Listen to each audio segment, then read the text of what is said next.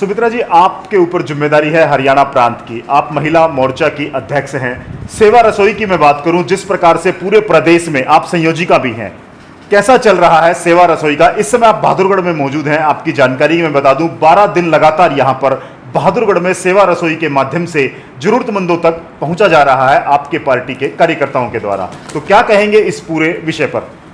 जिस तरीके से सेवा रसोई का कार्य हरियाणा में चल रहा है, खास तौर से मैं बहादुरगढ़ की बात करूंगी कि वैदिक रसोई का, क्योंकि बहादुरगढ़ में हूँ। माननीय ओम प्रकाश धनखड़ जी स्वयं आकर गए हैं और संगठन मंत्री इसकी शुरुआत करके गए थे, जिसमें मैं और संगठन मंत्री जी यहाँ आज राष्ट्रीय टीम ने भी सराहा है। मैं ट्वीट दिखाऊंगी कि हरियाणा की सेवा रसोई को भारतीय जनता पार्टी ने भी सराहा है कि वो लोगों तक पहुंच रही हैं और बहुत इसके मान्य है कि कोविड के इस महामारी के समय में कोई भूखा न रहे, इस तरीके से पूरे 22 के 22 जिलों में, 90 की 90 विधानसभाओं में और 10 की 10 लोकसभा में सेवा रसोई के माध्यम से भारतीय जनता पार्टी का कार्यकर्ता पहुंचा है।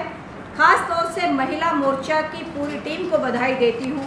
दिन रात एक करके कोविड के प्रोटोकॉल्स का पालन करते हुए आज फ्रूट दे रही हैं, कल कुछ और दे रही हैं। जहाँ पर प्रेग्नेंट वुमेन हैं वहाँ पे पौष्टिक आहार की ज़रूरत है वो दे रही हैं।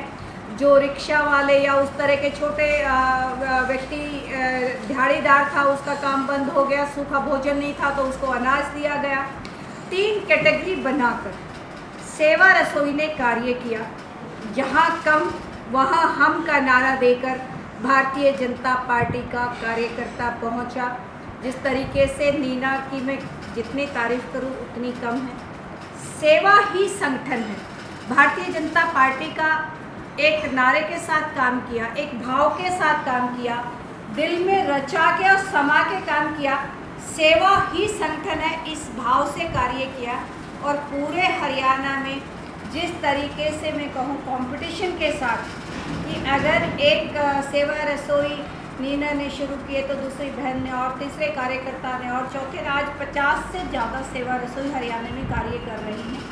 भूखा न सोए कोई, यही सेवा रसोई का कार्य है और पूरी तन्मयता के साथ, पूरी लगन के साथ 22 के 22 जिलों में मिलकर सभी ने 1 और 1-11 का मंत्र लेकर भारतीय जनता पार्टी के कार्यकर्ता ने संगठित होकर सेवा रसोई में कार्य किया और हर व्यक्ति तक खाना पहुंचा। चलिए, कल 30 मई है और कल सेवा दिवस, जैसा कि जानकारी है कि सेवा दिवस के रूप में आप लोग मना रहे हैं और आपकी जो हरियाणा प्रांत की जो प्रभारी हैं संतोष यादव जी, और आपके माध्यम से एक प्रेस विज्ञप्ति भी जारी हुई है कि उसमें महिलाओं के लिए जो सैनिटरी नैपकिन वगैरह है, मास्क है, सैनिटाइजर है, ये सारा प्रोग्राम है। तो किस तरह से ये रूपरेखा रहेगी और क्या इसका जो मूल संरचना किस तरह से रहेगी?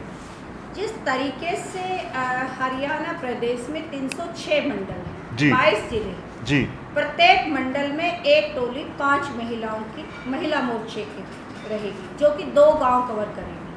एक मंडल में टोटल भारतीय जनता पार्टी द्वारा 20 गांव चुने गए हैं, लेकिन महिला मोर्चा को 2 गांव मिलेंगे। 2 टोलियां निकलेंगी 2 गांव में। एक टोली सुबह काम करेगी, एक शाम को। 50 घर में एक टोली को जाना और वो उसके साथ मास्क, सैनिटाइजर, सैनिटरी नैपकिन्स महिला खास तौर से, और एक पार्टी का पंप लेकर जाएंगे।